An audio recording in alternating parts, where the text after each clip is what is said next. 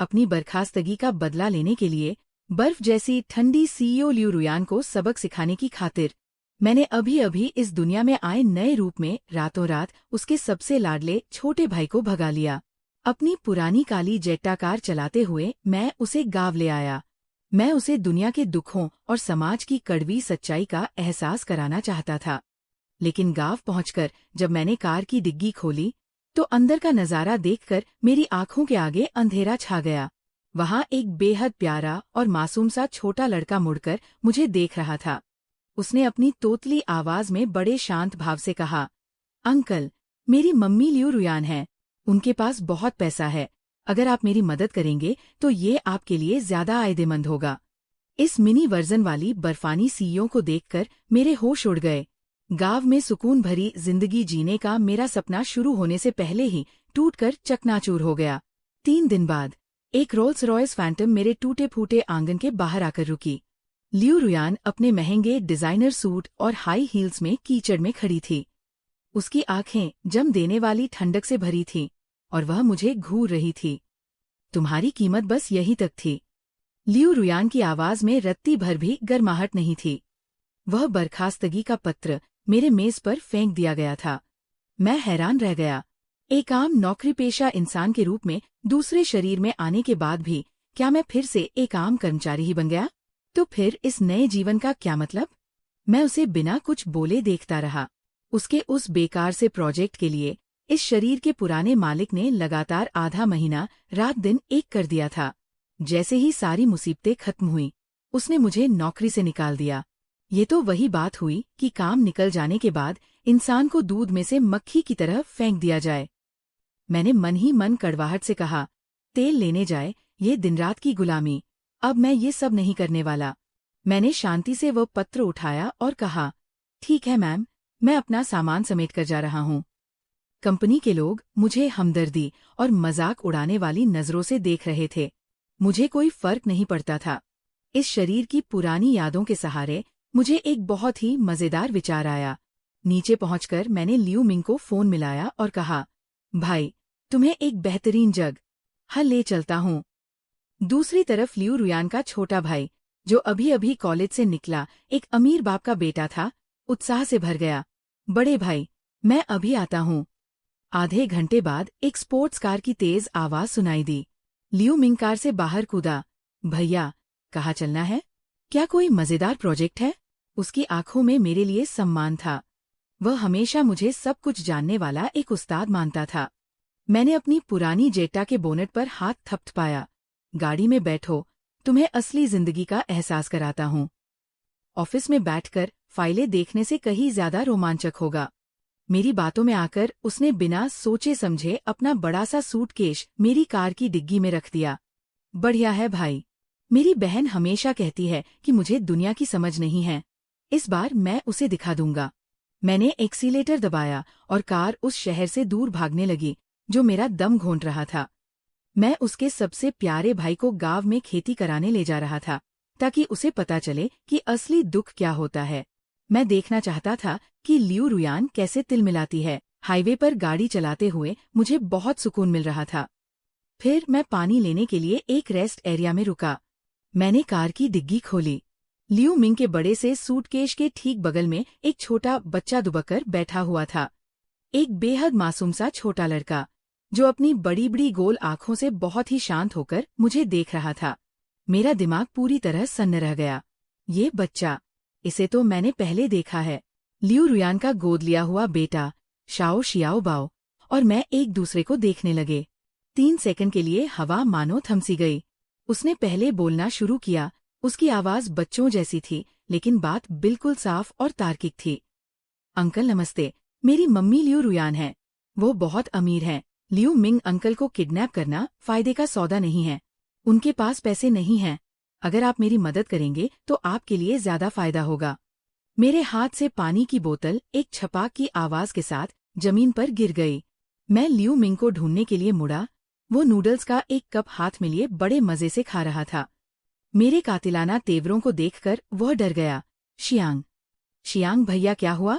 मैंने कार की डिग्गी की तरफ इशारा किया। मेरी आवाज कांप रही थी। ये सब क्या है? लियू मिंग ने झाँक कर देखा और उसका चेहरा एकदम सफेद पड़ गया। शियाओबाओ, तुम यहाँ क्या कर रहे हो? वो जोर जोर से रोने लगा। भैया, ये मेरी गलती नहीं है, वो खुद इसके अंदर घुसा था। मुझे कुछ नहीं पता, मेरी दीदी मेरी टांगे तोड़ देगी। शियाओबाओ धीरे से डिग्गी से बाहर निकला, अपने कपड़ों की धूल झाड़ी और मेरे सामने आकर शांति से नफा नुकसान समझाने लगा। अंकल, अगर आप मुझे अभी वापस छोड़ेंगे तो मेरी मम्मी को लगेगा कि आपने और लियू मिंग अंकल ने मिलकर मेरा अपहरण किया है। फिर पुलिस अंकल आकर आपको पकड़ लेंगे और आपको जेल हो जाएगी। मेरी आंखों के आगे अंधेरा छा गया। मैं गिरते गिरते बचा। मैंने पिछले जन्म में किसकी कब्र खोदी थी? टाइम ट्रैवल करके आने के बाद भी इतनी बुरी किस्मत है। शुरुआत में ही नौकरी से निकाल दिया गया और बदला लेने निकला तो साथ में एक नन्हा आफत का परनाला भी मुफ्त मिल गया।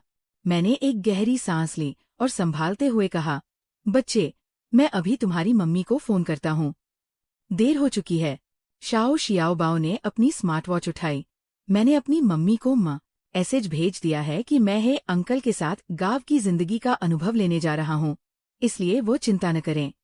उसने मेरी टांग पकड़ ली और अपना मासूम चेहरा उठाकर बोला, अंकल, आप बहुत हैंडसम हैं।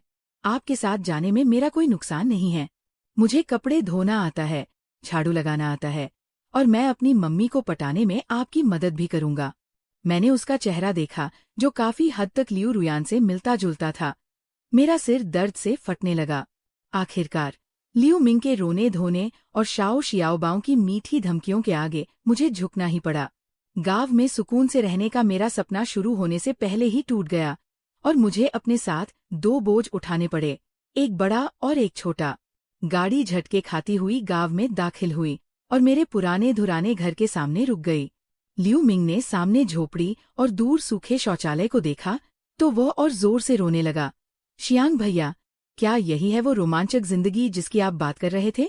मैंने अपने सामने बिखरे इस झमेले को देखा और उन 2 बोझों को देखा जो उम्मीद से मुझे तक रहे थे।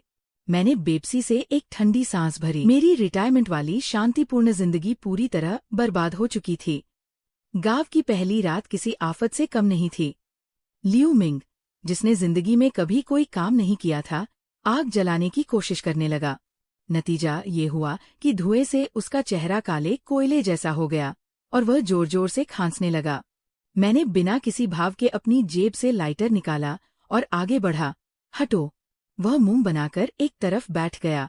मैंने कुशलता से चूल्हा तैयार किया और सूखी लकड़ियों में आग लगा दी। आग की लपटें तुरंत भड़क उठीं। लियू मिंग मुझे जिस नजर से देख रहा था उसमें तारीफ के साथ साथ थोड़ा खौफ भी था। रात के खाने में सिर्फ पानी में उबले हुए नूडल्स थे और इकलौता मसाला था नमक। लियू मिंग ऐसा मुंह बनाकर खा रहा था जैसे नूडल्स नहीं, जहर निगल रहा हो। शियाओबाओ बड़े चाव से खा रहा था। उसने अपनी छोटी तीलियों से मेरी कटोरी में बैंगनी रंग का एक टुकड़ा रखा और बोला, अंकल है, आपने बहुत मेहनत की है। उसकी आंखें बिल्कुल लियू रुयान जैसी थी, लेकिन इस वक्त उनमें सच्ची अपनायत झलक रही थी। मेरे दिल का कोई कोना अचानक पिघल गया और मैंने कहा, चलो अब जल्दी से खा लो, छोटे नवाब। रात को बाहर बारिश होने लगी, छत टपकने लगी और पानी टपटप करके तसले में गिरने लगा। लियू मिंग कोने में कंबल ओढ़े कांप रहा था। उसने पूछा, भाई, ये मकान ढह तो नहीं जाएगा? मैंने उसकी बात पर ध्यान नहीं दिया। रेनकोट पहना, सीढ़ी और औजार उठाए और छत पर चढ़ गया। बारिश और मिट्टी की वजह से सब कुछ गीला और फिसलने वाला हो गया था। जैसे ही मैं ऊपर चढ़ा, नीचे से एक मासूम सी आवाज आई, अंकल है, संभाल के। मैंने नीचे देखा तो शियाओबाओ छज्जे के नीचे एक छोटा स्टूल डाले बैठा था। उसने हाथ में एक छोटी सी छाता पकड़ रखी थी और मुझे औजार पकड़ा रहा था, मानो कोई छोटा ठेकेदार हो। अंधेरे में हल्की सी रोशनी में उसका चमकता हुआ चेहरा दिख रहा था। मेरे मन की सारी झुंझलाहट गायब हो गई। आधी रात तक मेहनत करने के बाद आखिरकार मैंने पानी टपकना बंद कर दिया। मैं पूरी तरह भीग चुका था। अभी बैठकर सांस ही ले रहा था कि लियू मिंग का फोन जोर जोर से बजने लगा। स्क्रीन पर दिखा, दीदी। लियू मिंग इतना डर गया कि फोन उसके हाथ से छूटते छूटते बचा। उसने रोनी सूरत बनाकर मेरी तरफ देखा। उसकी हिम्मत नहीं हो रही थी फोन उठाने की। मैंने फोन झपट लिया और कॉल रिसीव की। है, लियू रुयान की आवाज इस बरसाती रात से भी ज्यादा ठंडी थी। मेरे भाई और बेटे को वापस भेज दो। मैं ऐसा दिखावा करूंगी जैसे कुछ हुआ ही नहीं।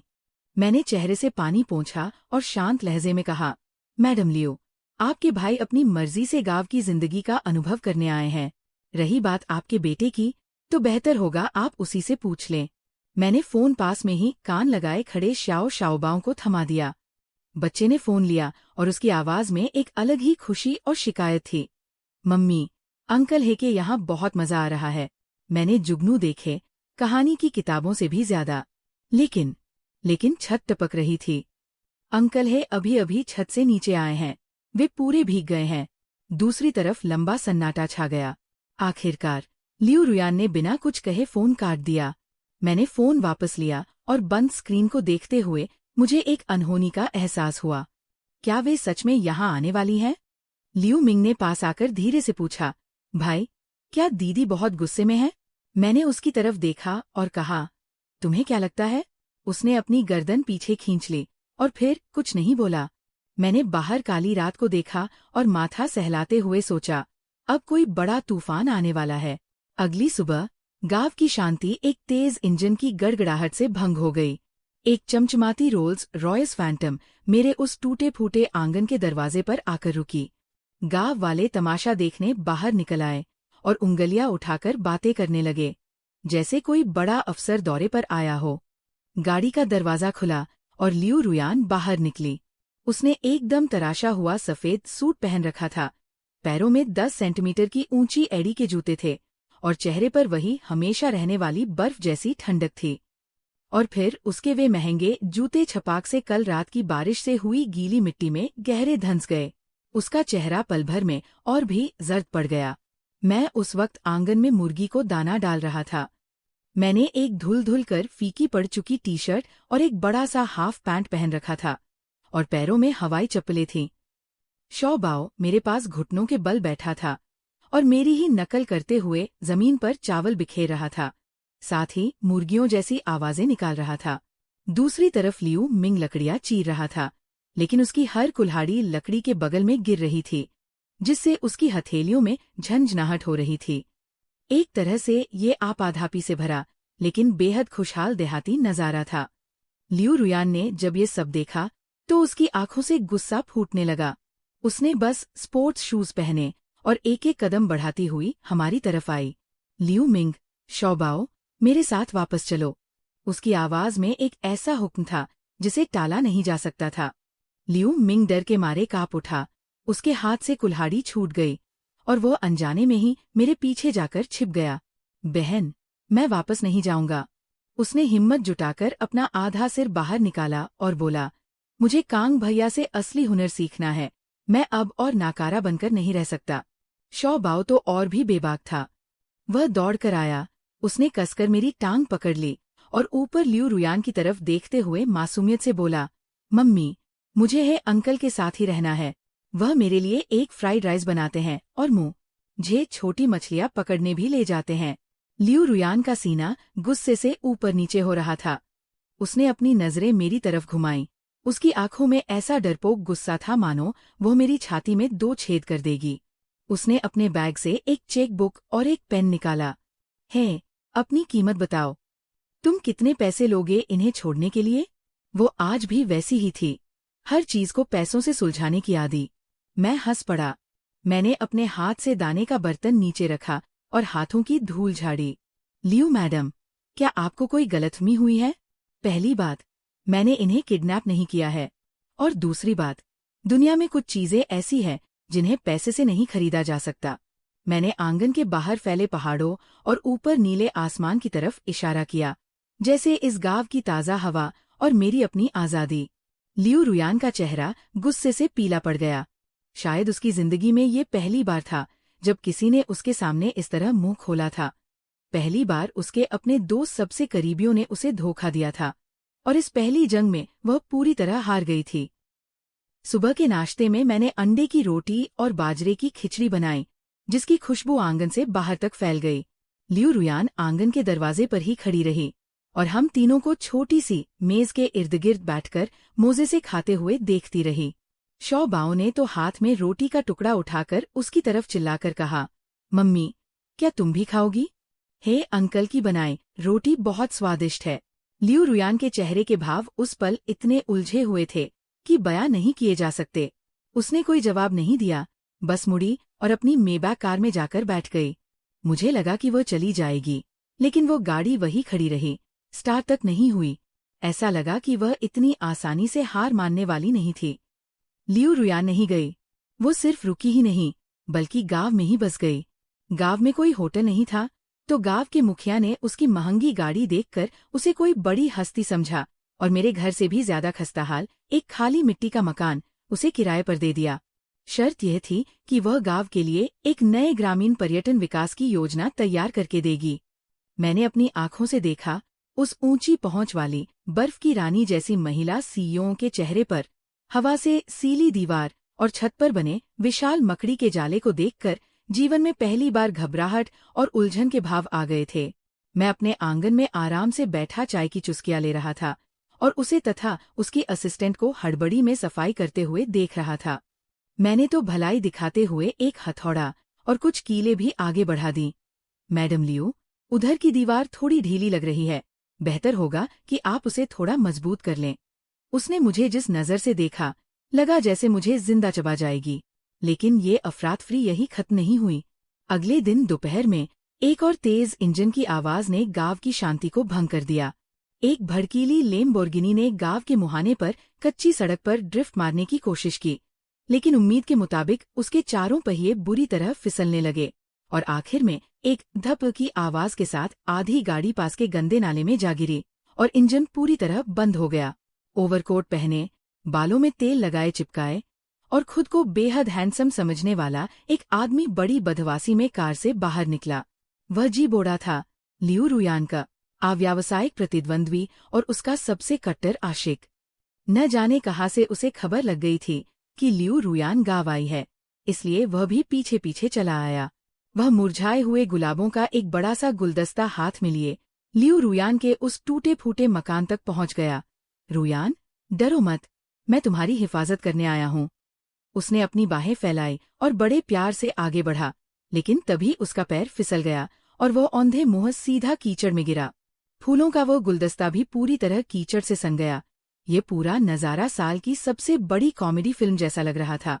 जी बोड़ा के आने से कोई मदद तो नहीं मिली, बल्कि मामला और भी ज्यादा बिगड़ गया। वह उठ खड़ा हुआ, चेहरे से कीचड़ पोंछा और मुझे देखते ही सीधे मुझ पर निशाना साध दिया। तुम ही हो ना, जिसने रुयान के भाई और बेटे को फुसलाया है। उसने एक ब्लैक कार्ड निकाला और मेरे सामने फेंक दिया। कीमत बताओ, ये रद्दी घर मुझे चाहिए, तुम तुरंत यहाँ से दफा हो जाओ। मैंने आराम से अपनी चाय की चुस्की ली और फूंक मारते हुए कहा, माफ करना भाई, ये तो हमारी पुश्तैनी हवेली है, बोले तो खानदानी जायदाद। तुम कितना भी। मेरे इस जवाब से वो निरुत्तर हो गया। फिर वो पास खड़े शियाओबाओं की तरफ मुड़ा और अपना जादू चलाने की कोशिश करने लगा।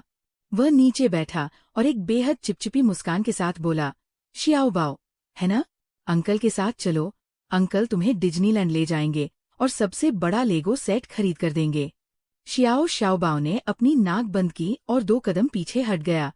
अंकल, आपके परफ्यूम की बदबू बहुत तेज है, बिल्कुल चलते फिरते टॉयलेट फ्रेशनर जैसी। जी बोड़ा की मुस्कान चेहरे पर ही जम गई। लियू रुयान पास में खड़ी होकर इस लगातार मुसीबत बनते जी बोड़ा को देख रही थी और सिरदर्द से अपना माथा सहला रही थी। उसे पहली बार एहसास हुआ कि मेरे इस टूटे फूटे आंगन में मिलने वाली अपनेपन की शांति कितनी कीमती थी।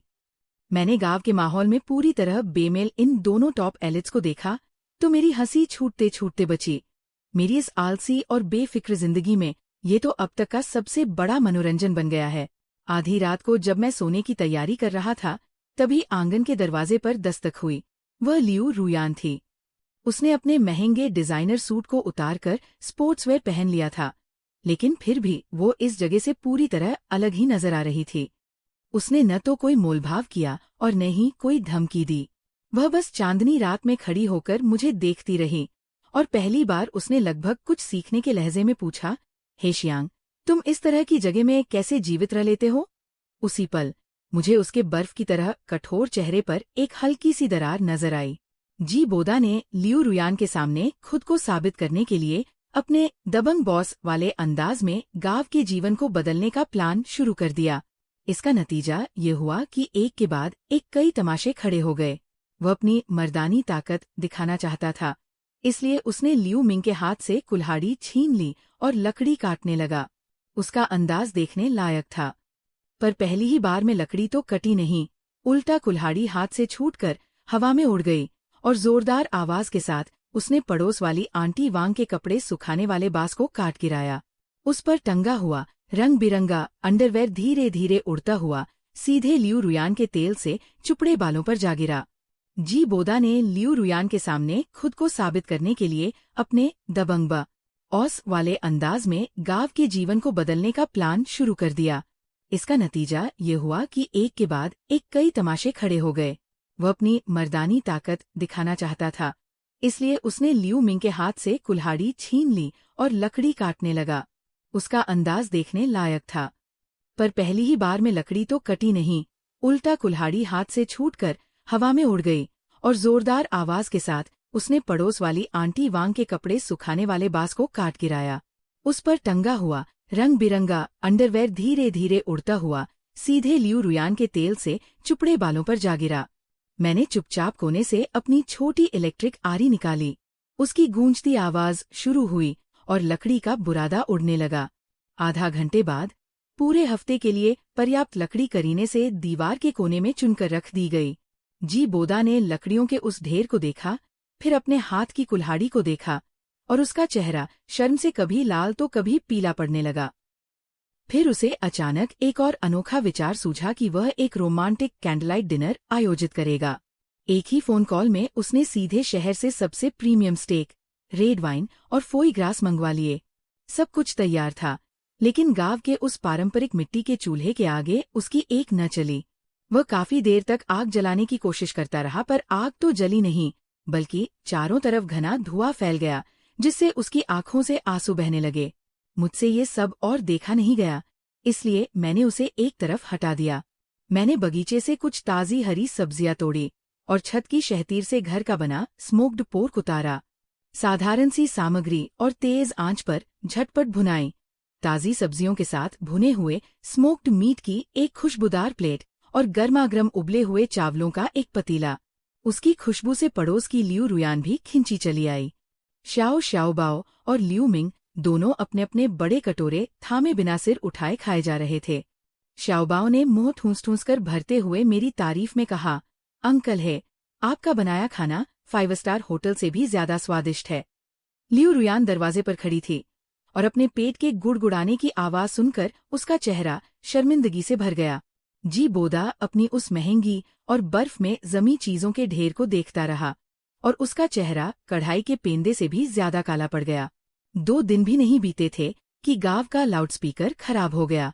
ये गांव में घोषणाएं करने का एक जरूरी जरिया था और इसे लेकर गांव के सरपंच बेहद परेशान थे। जी बोदा ने तुरंत एक बार फिर खुद को साबित करने का मौका लपक लिया। सरपंच जी चिंता न करें, मैं इसे सुलझा देता हूँ। मैं तुरंत एक नया इंपोर्टेड लाउडस्पीकर दान करूंगा, जिसकी साउंड क्वालिटी सबसे बेहतरीन होगी। वो फोन मिलाने ही वाला था कि मैं टूल बॉक्स उठाकर उसके पास गया और बोला, ठहरो, पहले मुझे इसे देखने दो। मैंने उस पुराने लाउडस्पीकर को खोला, अंदर की वायरिंग को देखा, सोल्डरिंग आयरन निकाला और एक टूटे हुए जोड़ पर 2-3 बार में ही टांका लगा दिया। बाहरी कवर बंद किया और स्विच ऑन कर दिया। हेलो हेलो हेलो, ग्रामीण भाई बहन ध्यान दें। वही जानी पहचानी आवाज फिर से पूरे गांव में गूंजने लगी। ग्रामीणों ने जोरदार तालियां बजाईं और सरपंच ने भावुक होकर मेरा हाथ थाम लिया। छोटे, तुम तो वास्तव में हमारे गांव के बहुत काम के इंसान हो। जी बोड़ा हाथ में मोबाइल लिए वहीं सुन्न खड़ा रह गया, किसी जोकर की तरह। बाद में शियाओ शियाओबाओ ने कुछ खराब खाना खा लिया, जिससे आधी रात को उसे उल्टी दस्त होने लगे। जी बोड़ा घबरा गया और चिल्लाने लगा कि हेलीकॉप्टर बुलाओ, ताकि उसे तुरंत शहर के सबसे अच्छे प्राइवेट अस्पताल ले जाया जा सके। लेकिन मैं बिल्कुल शांत था। मैंने डिहाइड्रेशन से बचाने के लिए सबसे पहले उसे थोड़ा नमक और चीनी का घोल पिलाया, फिर जैकेट पहनी और टॉर्च लेकर पहाड़ की ओर निकल पड़ा। आधा घंटे बाद मैं कुछ जड़ी बूटियां तोड़कर वापस लौटा और उनका गाढ़ा काढ़ा बनाया। मैंने उसे फूंक फूंक कर ठंडा किया और पुचकार कर शियाओ शियाओ बाओं को पिला दिया। थोड़ी ही देर में वो आराम से सो गया और अगली सुबह फिर से उछलने कूदने लगा। लियू रुयान ये सब देख रही थी।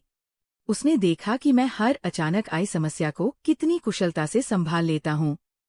उसे याद आया कि जब मैं कंपनी में प्रोजेक्ट्स पर काम करता था तब भी ऐसा ही था। हमेशा सबसे कम लागत और सबसे तेज गति से सबसे कठिन समस्याओं को हल कर लेता था। और जी बोडा की सुपर पावर इस हर काम में मेहनत चाहने वाले गांव में कितनी हास्यास्पद और बेकार लग रही थी। मुझे देखने का उसका नजरिया दिन ब दिन और पेचीदा होता जा रहा था। एक रात शियाओ शियाओ बाओ ने मेरी बाह पकड़ी और सब लोगों के सामने जोर से ऐलान किया, मुझे हे अंकल सबसे ज्यादा पसंद है। हे अंकल को सब कुछ आता है, उन दूसरे अंकल की तरह नहीं जो हर चीज में बस पैसे का इस्तेमाल करते हैं। कितने बुद्धू है। जी बोडा का चेहरा पूरी तरह पीला पड़ गया। लियू रुयान ने अपना सिर झुका लिया। किसी ने उसकी हल्की सी मुस्कान नहीं देखी। वो सोचने लगी कि मुझे नौकरी से निकालना कहीं उसकी जिंदगी की सबसे बड़ी भूल तो नहीं थी। गांव में माहौल खुशनुमा बनाने के लिए एक मजेदार खेल प्रतियोगिता आयोजित की गई, जिसमें सबसे मुख्य खेल था परिवार का अटूट बंधन। असल में ये 3 लोगों की 4 टांगों वाली दौड़ थी, जिसमें एक ही परिवार के लोगों को हिस्सा लेना था। सरपंच का मतलब था कि माता पिता अपने बच्चे के साथ भाग लें। जब नाम लिखे जा रहे थे तो शियाओ शियाओ बाओ ने सबसे पहले हाथ उठाया। मैं नाम लिखवाता हूँ। मैं, हे अंकल और मेरी मम्मी एक टीम में होंगे। उसने एक हाथ से मुझे और दूसरे हाथ से लियू रुयान को पकड़ रखा था। पूरी सभा की निगाहें अचानक हम तीनों पर टिक गईं। लियू रुयान का चेहरा शर्म से लाल हो गया। वह मना करना चाहती थी, लेकिन शियाओ शियाओ बाओ की उम्मीद से भरी बड़ी बड़ी आंखों को देखकर इनकार नहीं कर पाई। मम्मी मान जाओ ना, मुझे पहला इनाम जीतना है। वो इनाम एक बहुत बड़ा पवनचक्की वाला खिलौना है। शियाओ शियाओ बाओ उसके पैर पकड़कर जिद करने लगा और लियू रुयान ने आखिरकार शर्माते हुए मौन सहमति दे दी। जी बोडा ये सब देखकर दंग रह गया। वह भी इसमें शामिल होना चाहता था।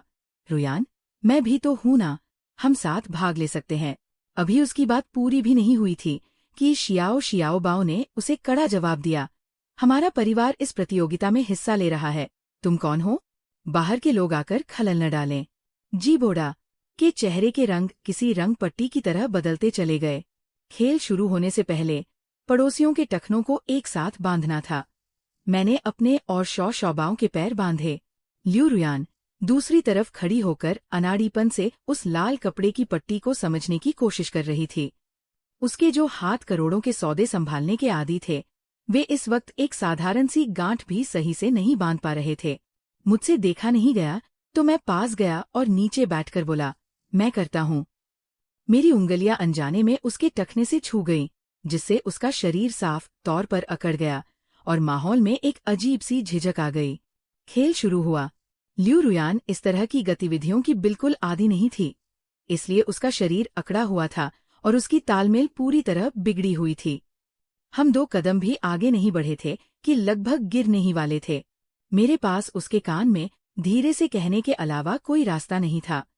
लियू जी रिलैक्स हो जाइए, मेरी ताल से ताल मिलाइए।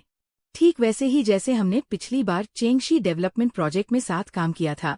आप बाहर का काम संभालिए और मैं अंदर का, हम दोनों मिलकर काम करेंगे। वो थोड़ी हैरान रह गई। चेंगशी प्रोजेक्ट उसने खुद लीड किया था और मैं उस प्रोजेक्ट टीम का मुख्य एग्जीक्यूटिव था। उस प्रोजेक्ट के लिए हमने कई दिन और रातें एक साथ कंधे से कंधा मिलाकर काम किया था। उसे शायद कुछ याद आ गया। उसका शरीर अब उतना अकड़ा हुआ नहीं था और उसने अनजाने में मेरी हिदायतों के हिसाब से कदम मिलाना शुरू कर दिया। 1-2, 1-2। हमारी चाल अचानक बहुत बेहतरीन तालमेल में आ गई। बीच में खड़ा शौ शौबाओ खुशी से चिल्ला रहा था। हम तीनों ने चमत्कारिक रूप से एक के बाद एक असली पति पत्नी के जोड़ों को पीछे छोड़ दिया। आखिरकार हम सच में सबसे पहले फिनिश लाइन पार कर गए और पूरा मैदान तालियों से गूंज उठा।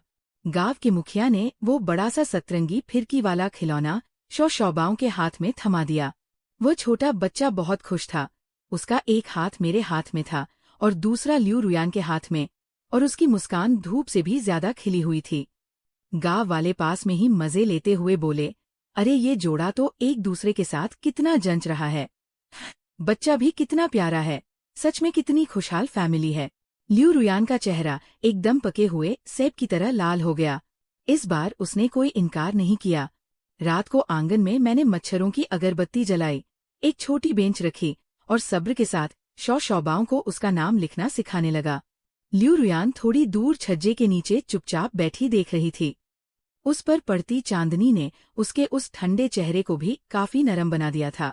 वह मुझे शौबाओं का हाथ पकड़कर कागज पर एक एक अक्षर करके शौबाओं लिखते हुए देख रही थी। उसके दिल की गहराई में एक अजीब सी गर्मजोशी और अपनेपन का एहसास धीरे धीरे फैल रहा था, जिसे उसने पहले कभी महसूस नहीं किया था। उसने अपना फोन निकाला और चुपके से इस पल की एक फोटो खींचकर अपने मोमेंट्स पर शेयर कर दी। उसने कोई कैप्शन नहीं लिखा, बस वो अकेली फोटो थी। 1 मिनट बाद ही जी बोदा ने नीचे जलन भरे अंदाज में कमेंट किया, रुयान, अगर तुम्हारा अपहरण हो गया है तो आंखें झपका दो। लेकिन इससे पहले कि ल्यू रुयान कोई जवाब देती, ल्यू मिंग ने फौरन पलटकर जवाब दिया, मेरी बहन एकदम बढ़िया है, उसे परेशान मत करो। फालतू लोग तुरंत गायब हो जाओ। ल्यू रुयान ने फोन की स्क्रीन देखी और पहली बार दिल से मुस्कुराई। आधी रात को अचानक जोरदार बारिश होने लगी। अगली सुबह हमें पता चला कि गांव को बाहर की दुनिया से जोड़ने वाला इकलौता पहाड़ी रास्ता धंस गया था। पहाड़ खिसकने से भारी मलबे ने रास्ता बंद कर दिया था और सिग्नल टावर भी बह गया था। फोन में एक भी बार सिग्नल नहीं था। हम पूरी तरह से एक कटे हुए द्वीप की तरह बन गए थे।